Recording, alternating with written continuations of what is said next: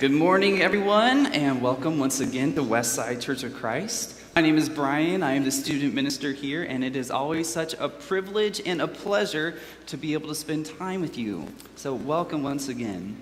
We're halfway through a message series that's called Growing Young, which is all about what we can do as a church family to help young people, students, college students, young adults, connect with God, fall in love with God, but also discover their gifts and find their place where they can serve and give back and use the passions and talents God has given them to share the good news of Jesus with their friends in our community here in Bakersfield.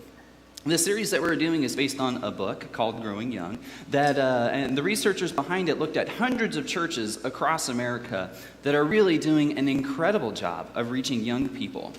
And what they wanted to do was find out what are those key characteristics among all of these churches that really seem to do a great job of taking the gospel of Jesus Christ to students and young adults. And as they did all of this research, there were 6 key characteristics that came into focus for them. We've talked about 3 of them so far. Key chain leadership, the idea of trusting and empowering young people to have real, meaningful leadership opportunities in the church. Empathy, which is the idea of connecting with young people emotionally, taking the time to walk alongside them in their unique journey and to see life from their point of view instead of our own. And then last week we talked about taking Jesus seriously, which was really the difference between practicing the Christian religion with all of the do's and don'ts and really taking the time to focus on Jesus and obeying his word and cultivating a relationship with him. The next 3, warm relationships, which we're going to talk about today, prioritizing young people, and being the best neighbors. That kind of rounds out the list of the key characteristics of those churches that are really doing a great job of connecting with young people. Throughout this series, we've been looking at the research behind these ideas as well as the biblical teaching. And if you weren't able to be here for any of those, we have a really incredible AV crew back there who they get here early, they stay late, they're highly focused throughout our entire time together, and they make sure that you can live stream our services from anywhere around the globe. So if you can't be here on a particular Sunday, you can always log online, westsidelife.org, and worship with us from your pajamas on your couch, if that's what you need to do. And then you can also go back and watch any of our services that have happened before. So we hope that if you or someone you know wants to be here in spirit, even when you can't be here in person, definitely check out the live stream. Today we are going to spend a little bit of time talking about that 4th item on the list. We're going to talk about the importance of relationships. And to help us really understand why warm relationships and authentic community is so important to young people in particular, we need to go back a couple weeks to something that we talked about. It was the idea of the 3 ultimate questions that all of us wrestle with throughout our lives. They happen to be a lot more pressing and important and relevant for young people. But all of us have these questions of who am I? A question of identity. Where do I fit? A question of belonging. And what difference do I make? Which is that question of purpose. And one of the reasons why warm relationships in church is so important to young people is because of that second question on the list.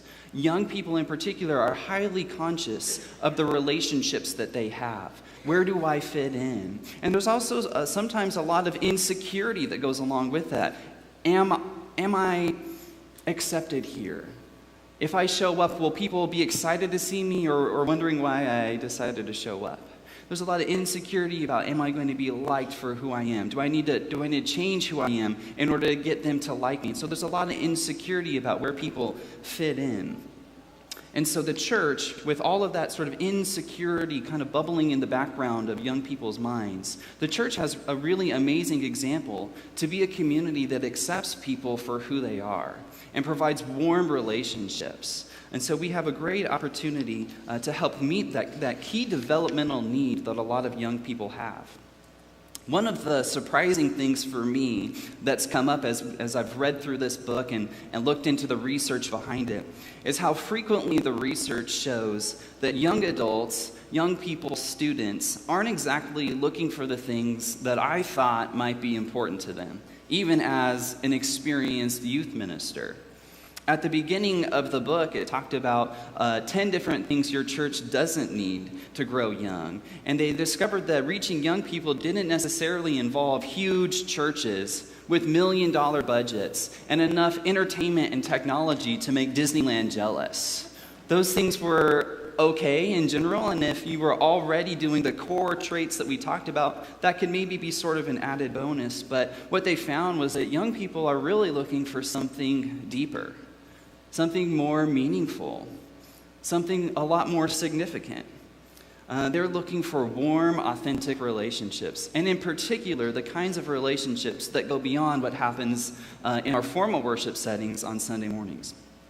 A while back, the Fuller Youth Initiative, which is the Christian research sort of organization behind the book Growing Young, they interviewed over 500 high school seniors who had grown up in church and gone through their youth ministries, been really involved in youth group, and they interviewed them right after they graduated and said, I want you to think back to everything that happened while you were a student at church and in youth group. Think about everything that you did, all the mission trips, the games, the camps, Bible studies, all of it. And then they said, what do you wish you would have spent more time doing in youth group? And there was 13 different things that they sort of listed. And the top answer, the number one answer when they said, what do you wish you would have spent more time doing, was meaningful conversations. Time for intentional, deep, meaningful conversations with people. The second was their desire to take the gospel of Jesus Christ to people who needed that hope and healing through mission trips. Their third answer was meeting people's physical needs, food, clothing, shelter, through service projects. And absolutely last on that list of 13 different things they wish they would have spent more time doing was the silly youth group games that sometimes youth ministries are really famous for. So are you starting to get the sense that maybe young people are looking for something a little bit more meaningful and significant than what we sometimes give them credit for? Are you getting the sense that students and young people crave those connections, those authentic relationships? And they're thinking of that third question too, of what difference do I make? They really want to feel connected with one another, and they want to feel like they're making a difference in this world. So today, as we dig into God's Word and the research that's been done on the faith lives of young people, there's going to be two interconnected truths that are going to come into focus for us that we can focus on. And the first is sort of the theological or spiritual truth that God has adopted us as His children. And second, as an extension of that, young people want church to feel like family. Thank you. So as we dig in, let's go ahead and pray. Our Father in heaven, we love you and thank you for the gift of Jesus Christ and the gift of your word. We pray that today as we open your word, that your words will speak to our hearts and our minds and just inspire us to think how we can transform our relationships to be more like family. And we thank you for Jesus, and we pray this in his name. Amen. Okay, so here's our first big idea. This is sort of the theological claim that's going to be the foundation for the second part of the message. And it's the idea that God has adopted us as his children. So what do we mean by that? I'd like you to think for a moment about all of the different relationships that you have in your life right now. Think about the people who might be closest to you. Maybe your family, your immediate family. Your mother, your father, brothers, sisters, kids, aunts, uncles. And then when we move beyond our family, we have those friends in our life that feel like family. Some of our best friends. They've been there through the good times and the bad. It's the ones that make us laugh. It's the ones that get us out of trouble. It's the ones that get us into trouble as well. But it's those close friends that, they feel like family. And then moving past that, we have sort of our acquaintances, people that we know, and maybe we have a lot of similar friends, and so we see each other from time to time. Maybe it's colleagues, maybe it's people who run in similar circles, a neighbor. There's also bosses, clients, employees, neighbors, classmates, and the list could go on and on. But there's also relationships that are built more on conflict, sometimes misbehavior. Maybe there's sort of enemies in our lives. Maybe a police officer pulls you over for going, 85 in a school zone or something like that, and you're like, but I'm late for a Bible study. I need to get to church, right? And the officer's probably thinking, yeah, you drive that fast, you're going to meet Jesus a lot sooner than you hope, right? So maybe, when you get pulled over, there's the relationship with the police officer, but it's one kind of based on authority and based on, something you've done wrong. Or maybe you get involved in a lawsuit or you break the law in some way and you have to appear before a judge. And once again, there's sort of a power dynamic there, and you're at the mercy of the court. And, God forbid you have to go to jail, and there's the warden and there's the guards, and there's a sense that, you've done something wrong, and there's this judge or authority figure who's sort of bringing justice. And so sometimes there's relationships like that as well. And so out of I don't know how many different types of relationships that we could possibly have in this world, maybe hundreds. Out of all those, different types of relationships, what's the right one to serve as the framework for our understanding of how we connect with God? I mean, is God that angry judge who's so upset with the way that we've messed up and is just waiting to send us to jail?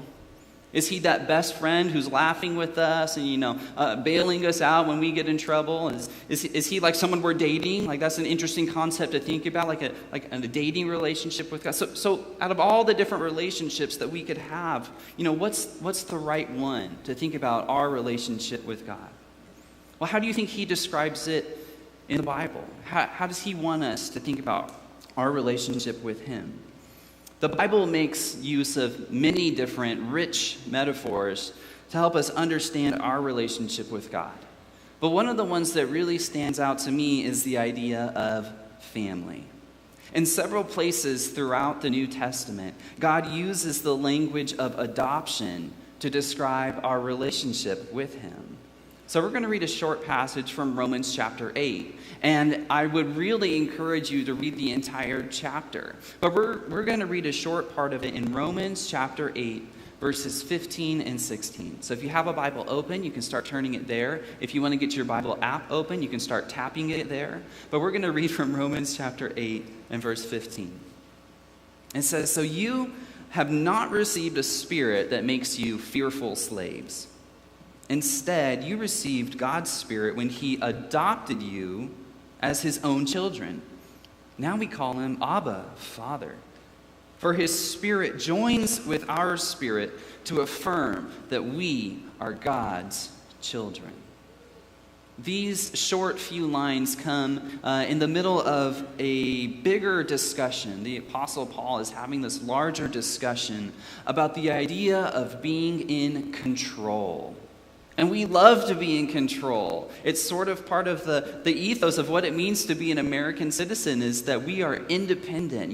There's no one that can tell us what to do, because there's that adventurous spirit of each person being in control of their own destiny.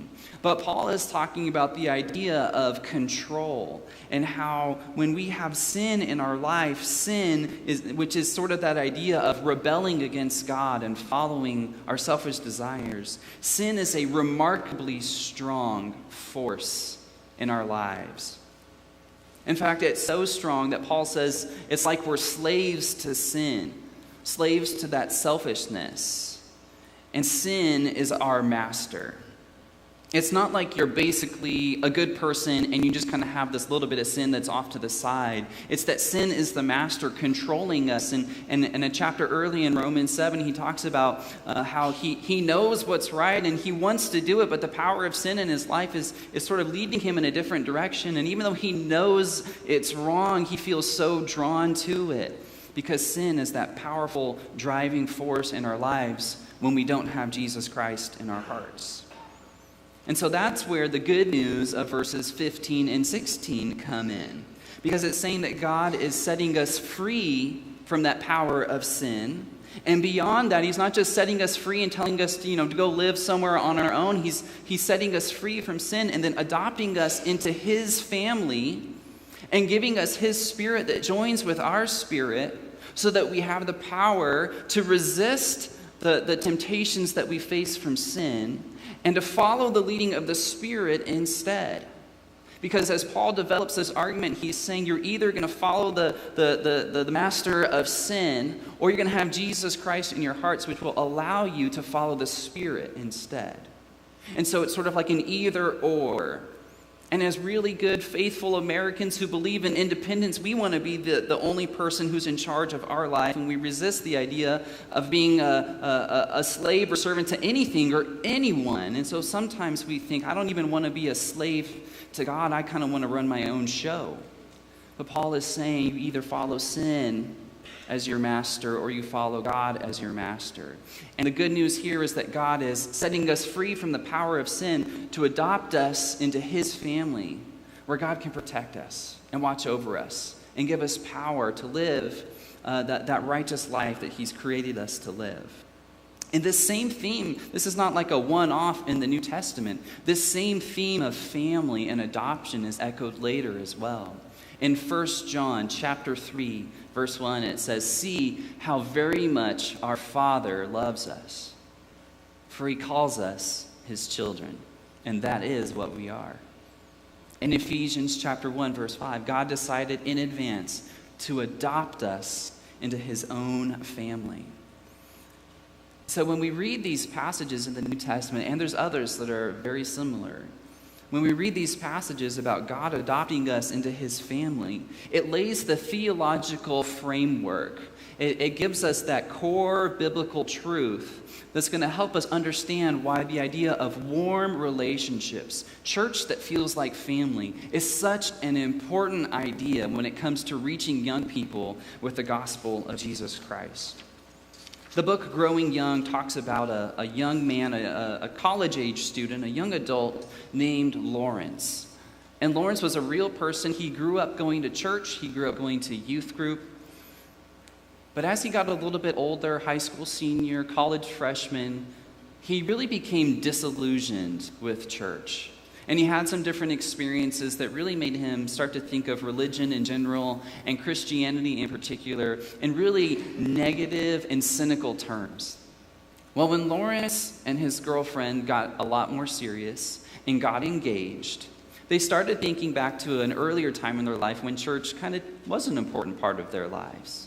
And as they were planning their future together, they decided they wanted faith to be part of their new relationship again. And so they had moved on from where they had grown up, and they were looking for a new church to be part of. Well, one of their friends told them about this little, nondescript, pretty average church that they should go check out. And it was this ancient church building painted pink on the outside.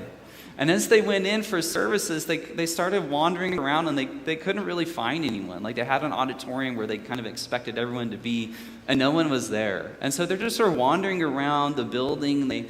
There's a basement, so they go down into the basement, and that's kind of where they see this just authentic community worshiping God.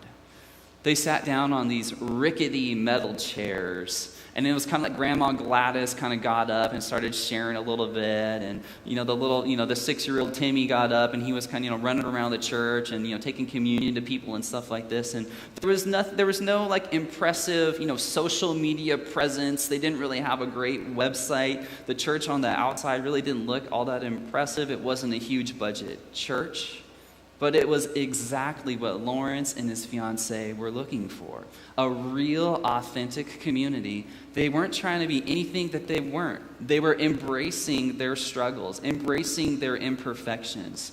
It didn't feel like this highly professional, highly organized presentation or worship experience. It felt like family. And so what really stood out to them, as we talk about young people wanting church to feel like family, what stood out was that it wasn't the preaching or teaching for Lawrence. It certainly wasn't the building or worship style. It was the life shared among the congregation that drew them in and kept bringing them back week after week after week, month after month after month. And as we saw in those passages from a moment ago, God has adopted us into a family, into his family. So it only makes sense that young people would want a church experience that feels like family. They want to be part of something that's deeper and more meaningful than just being in the same audience with other people once a week. Exchanging pleasantries. How are you doing? Good. How are you doing? Great. Awesome. Okay, see you next week. They want something that's a little bit, deeper than that, a place to belong, a place to share about their struggles, where you feel like you don't have to be perfect, where you can openly admit the rough things that are going on, and it's not this taboo thing, but we talk about it because we're family. And so it only makes sense that young people would want church to feel like family. Consider this passage from 1 Thessalonians chapter 2. The Apostle Paul is writing to the Christian church in the city of Thessalonica in the Mediterranean world. And he's reminding them of the kind of relationship that he, as their church leader, had with them on one of their recent visits. And notice as we read, it's 1 Thessalonians chapter 2, verses 7 through 12. Notice how often the idea of family comes up in this passage from Paul. As apostles of Christ, we certainly had a right to make some demands of you, but instead we were like children among you. Or we were like a mother, feeding and caring for her own children. We loved you so much that we shared with you not only God's good news, but our own lives too. Don't you remember, dear brothers and sisters, how hard we worked among you? Night and day we toiled to earn a living so that we would not be a burden to any of you as we preach God's good news to you. You yourselves are our witnesses, and so is God, that we were devout and honest and faultless towards all of you believers. And you know that we treated each of you as a father treats his own children. We pleaded with you, encouraged you, and urged you to live lives in a way that God would consider worthy. For he called you to share in his kingdom and glory. Did you catch how many times the idea of family popped up in those verses? As Paul described the kind of relationship he had with the church and among the church, there were lots of different family relationships he mentioned. He talked about being like children among them. And that word children, it really is very young children, like infants or babies or, toddler. We were innocent among you like children. We were like a mother feeding and caring for her own kids, nursing her own babies. It talked about the church being brothers and sisters and seeing each other as equals and being part of the same family. And Paul also talked about being a father, someone who could encourage and inspire the church to be its best. And so all kinds of different family relationships all in that one passage. And I think it just makes sense. There's so many passages in the New Testament that talk about the church coming together in unity and working together. But I love this one because of its strong emphasis on family. And then right in the middle of this is one of my favorite verses. And it makes so much sense when you do youth ministry because it's really all about connecting with young people and building that relationship first before you teach them. And it says, we loved you so much that we shared with you not only God's good news, but our own lives too. So I think this is the perfect passage to highlight the importance of shared lives and warm community among the church. You can also look at passages like the end of Acts 2 that talks about the brand new Christian church coming together every day of the week, sharing their possessions, meeting in each other's homes, and having meals together. And it just shows how they really didn't focus on just one day a week worship, but a lifestyle of being in each other's lives and offering and practicing hospitality. So we know from those passages we read that God has adopted us as his children. But he didn't adopt us as his children so he could have a separate, unique, individual relationship with each one of us. All right, that's sort of the relationship that a doctor might have with his patients, and whether it's a medical doctor or a dentist or a therapist. But the relationship between a doctor and a patient, he sees them one at a time. And he knows their medical history, he knows their life story, he knows the illnesses that they're going through, and he develops, a treatment plan for them. Or the doctor, they meet with each individual patient. And, when you show up at the doctor's office, and they're like, you see someone in the waiting room, right? And they're like, they're sick, and you're all miserable together. And someone's like, are you here to see Dr. Garth? Dr. Garth's the best, right? And I'm like, yeah, I am here to see Dr. Garth. He is the best, right? And then this other person's like, you know what? Me and my friends, we get together once a week, and we kind of sit around the table. We just share life together, really. We just kind of sit around in my house, And we read like all of the papers that Dr. Garth has published in these medical journals. And we kind of read through them and talk about how these medical ideas apply to our lives. And we're just sharing life, we're just doing community together. Hey, would you like to come over to my house and just be part of our small group community that's focused on Dr. Garth? And honestly, I would be like, no, I don't want to do that. That's like the weirdest thing I've ever heard. And if there was an opposite of that, that's what I would want to do instead. Because when you show up at a doctor's office, there's not an expectation that you're going to form these deep relationships with the other patients there. And in fact, it's a little weird that might happen. Or if you did the same thing at jury duty, and if you showed up at a jury duty room, but everyone is there and everyone's miserable, and just imagine treating it like it's your family reunion. All right, and you got like matching t-shirts, and you're like, let's all get snow cones together, this is going to be awesome, let's hit up the museum. And everyone in the jury duty room is like, who are you? And why are you here? And it might not be a bad strategy to get kicked off the case because they're going to think you're crazy.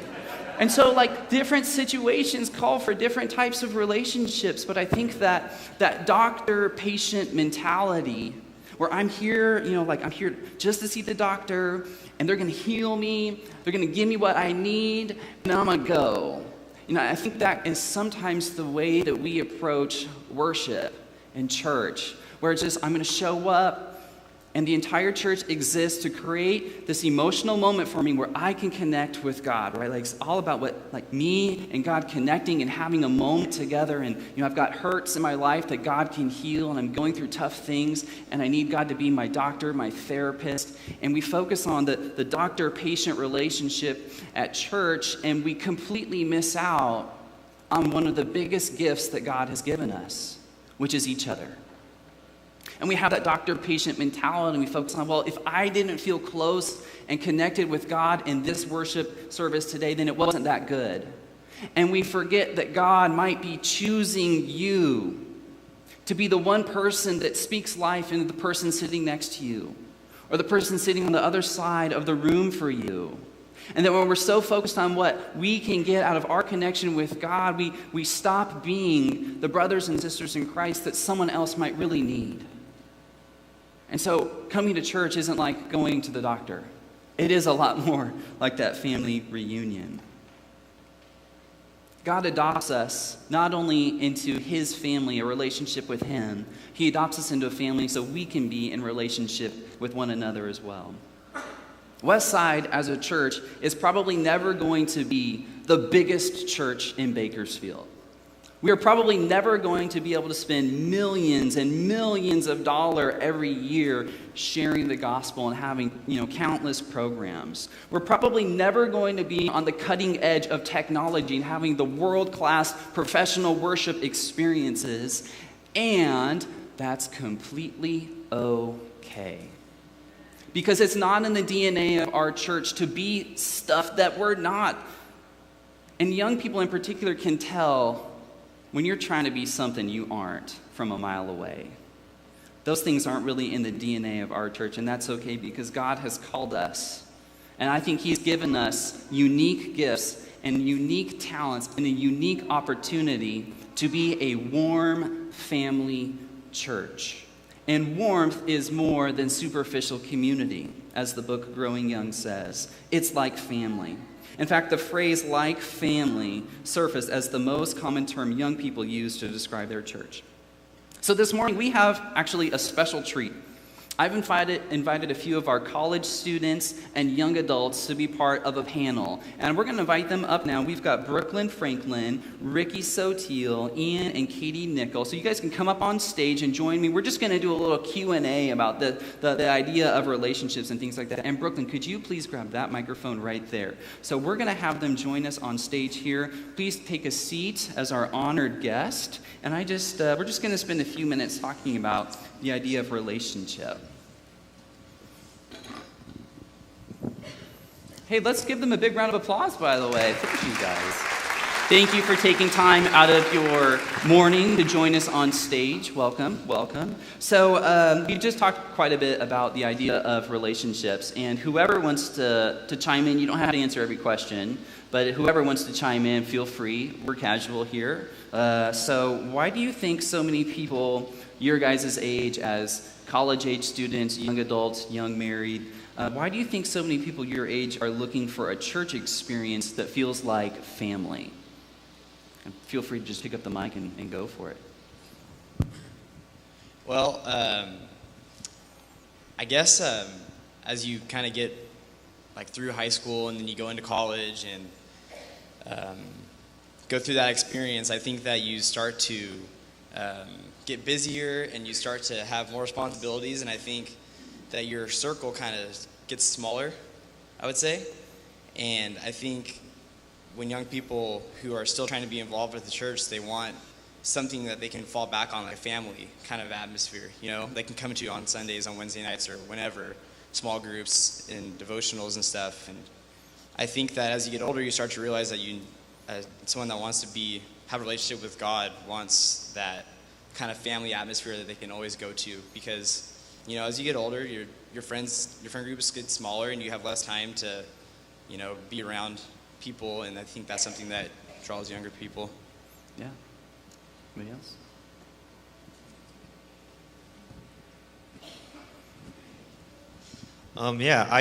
I agree with Ricky, and in a lot of ways, I found that with my own, I think really the thing that I can talk about the best is my own personal experience.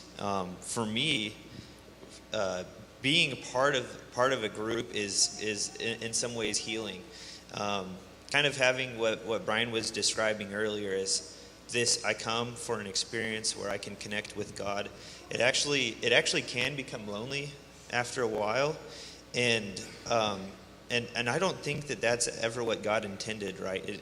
He didn't just intend for us to come solely to worship Him and then to leave. Part of what He takes pleasure in is all of us being together, and so I think that there's something natural about it, just being part of this kind of family of all these people that, although you're so different in many ways, you all have a similar interest. You have a shared interest. I think you see it in other groups too, right? Where they kind of band together over a shared interest, but something special about the family connection that happens at church. And so I think young people are at times looking for something that's lasting, and for something that's not just some connection with a higher being, but connection with a group that has this connection with a higher being. So I think that that's a big component, in my opinion, too. Can you guys, whoever wants to chime in, just tell us about some of the friendships that you guys have formed, the relationships that you formed, and how those relationships have helped you grow in your faith? I guess I'll go. I would say that I've developed really close friendships or relationships with a lot of the girls in the college group and some in the youth group. And I think a lot of it comes from not only spending time here at church, like on Wednesdays or Sundays, but we actually spend a lot of time outside of church. And I think that's where we have tended to grow closer, because even Brooklyn, she's been over to mine and Ian's house for Bible studies, or even I'll go on one-on-one, I don't want to say dates, but I guess dates with some of the girls, for coffee. And it's nice we've become close, and so I think it's easier to share our feelings and become more intentional with each other, and also hold each other accountable. And a lot of the girls here, I would say, are some of my best friends. And it's funny because I was thinking about this, at work, I have, all my friends, and one of my girlfriends was saying, oh, what are you doing this weekend? I'm like, oh, me and Ian are having all our friends over for dinner. And she's like, oh, is it your church friends? And it's just funny how people know that those are our best friends. It's our church friends, because they really are family. And we always like to have them over, so. Brooklyn, you want to share? Well, being this age and just coming back to the youth group and doing different kinds of things, like journey groups, for example, seeing all the youth kids and going and talking about different questions and watching different kinds of videos is just fun, and kind of but just fun, and to see how they're learning. And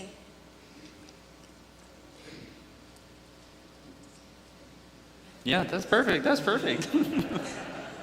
Anybody else want to share about maybe a relationship that's been really, influential for you? Yeah, I mean, a lot of the people I hang out with today are people that I've been friends with since I was like a little kid. I mean, Sean Nickel and I were running around, annoying Ian when he was a couple years older than us, and we were like 5 years old, and they're still two of my best friends today. And, like what Katie said, I mean, I almost, not exclusively, but I would say the majority of the time I spend outside of church with friends or with people I've met from church. So, I have like friends that I've met from school and from like baseball and things like that, but I would say the people I can fall back on and trust are the people that I've, grown closer with from church and spending that kind of time, like quality time together with them. So I've got time for probably one more question. So maybe a couple people.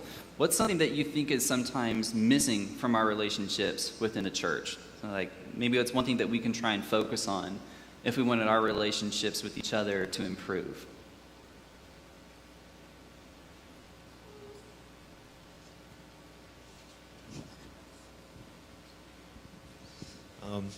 I think something that tends to be missing from our relationships. I'll like stray away from the term friendships and from relationships at churches. I think like we tend to segregate ourselves by maybe age or by kind of where we are in life. I don't know if that's the right way to say it, but there's kind of seems to be a segregation to where there's like, there's the young people, the youth group, there's the folks with kids, and then old people. Everyone else is old people. And I say that because that's not really true, right? It's not like this group. That's probably like 65% of the church is old people, but they're not. There's so many different types of folks out there. And Katie and I have dinner with Garth and Doris Black. We try to do it once a month. Sometimes we have work or something like that, so we can't.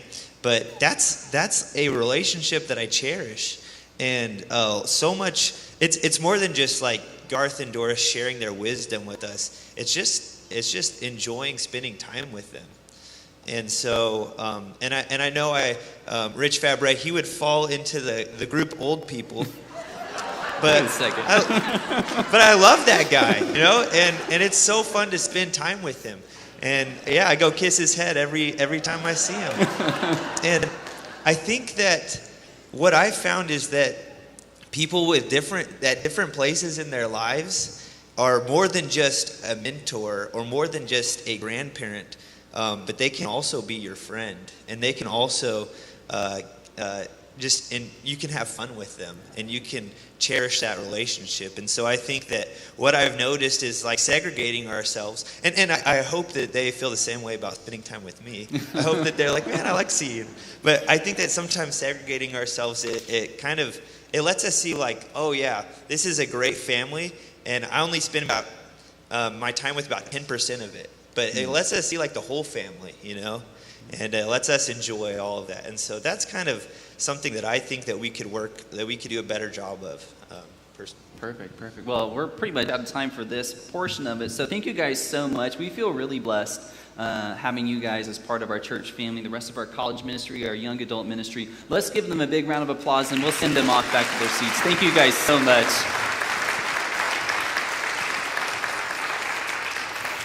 I think hearing them talk and hearing the stories of kissing foreheads and, having dinner, it just really underscores for me the importance of what we're talking about here. Dr. Marv Penner is an expert on youth ministry and the emotional and social development of teenagers. And in a book that I have called Adoptive Youth Ministry, he writes that when a faith community provides a young person with a welcoming place to belong, a meaningful way to make a difference in their world, and a family that loves them unconditionally, God's people are responding in the name of Jesus to the deepest core needs that a youth can experience. And that can be the mission of this church at Westside Church of Christ. Last week, we talked about the difference between the idea of practicing the Christian religion and really focusing on Jesus himself. And so today, the takeaway is that we can't just do church. We have to be part of the family. Don't just focus on doing church and checking that off the weekly to-do list, but really invest in church as a family. And so there's a really short phrase that I'd like to teach you that can help us start to take steps in that direction. And the phrase is know, show, grow. Know means spend a few minutes every day getting to know someone that you don't know very well. Get to know their name, first and last name. Find out where they work or if they're retired, the names of their immediate family. And then the next time that you see them, call them by name and just kind of let them know that you remember them and care about them. The next one is show. Do something small but intentional to show that person that you care. So if you learn from them that they really love Starbucks, like for example, grande blonde hot latte from Starbucks, non-fat. If you learn that the person really likes that, then maybe the next week at church, you show up with it with their name on it, right? And a Bible verse that you really like written on the cup. But you do something small to show them you paid attention and you care about them. And then the last one, grow, is you take steps together to figure out what you're going through and how God can speak life into your life and your struggles as well as theirs. And it's not a one-sided relationship where you go around the church to just figure out everyone's problems and telling them what to do to fix it. It is a mutual relationship where you guys can help each other grow. And there's one more way that we can put this into practice. And so one of our shepherds, Nate Johnson, is going to come up and talk to us a little bit about something called the Hospitality Challenge.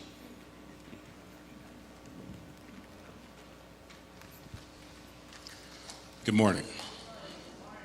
A few months ago, my life group went through a study, First Love, by Don McLaughlin. Don McLaughlin is the preaching minister at North Atlanta Church of Christ.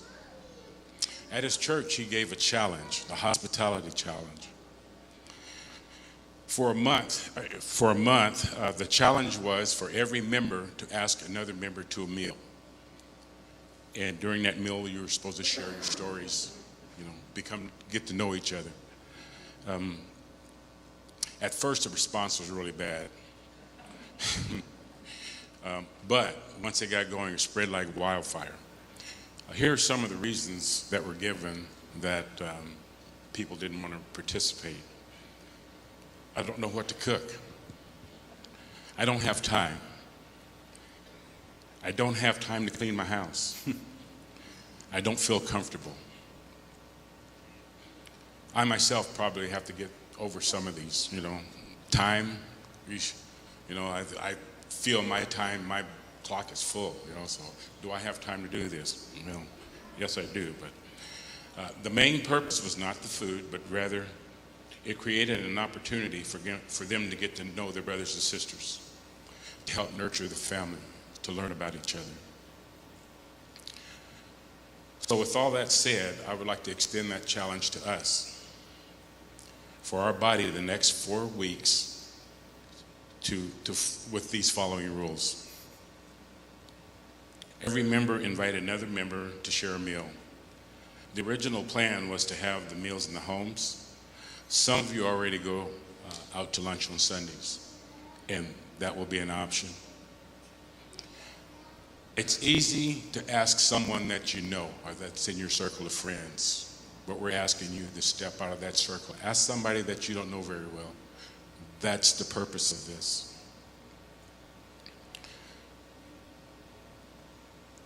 We would also like, if you're a visitor here, you can be involved too. You can go up to one of the members and say, would you like me to come over to your house for dinner? Or you can ask them, whichever way it is. You're invited to get involved. As we get together, what are we to do? The meal is secondary. We're to talk about maybe our story. We can talk about a God story that happened to us. We can talk about our grandchildren. We can talk about our children. We can talk about lots of other things that we can get to know each other, okay, to help us to grow closer. So the first thing that we need to do is pray. Pray for, well, all of this stuff. I don't know what to cook. Whether it's steak and lobster, or if it's grilled cheese sandwiches or dessert or coffee, who cares? It's not about that. But if you do steak and lobster, I'll show up. I don't have the time. If you don't think you have the time, pray to God to give you the time, and He will. I don't have time to clean my house. Don made the statement in the video that anybody can clear a path from the front door to the table. Okay, so, and I don't feel comfortable. Well, also pray to God to give you that comfort, to give you that strength. So the first step is to pray about it and then ask someone who knows where this will take us. At the end of the 4 weeks, it's my plan to have a potluck. Everybody can get together, share their stories, have a good time, and share a meal together. And it'll be in March sometime. That date I'll have by next week.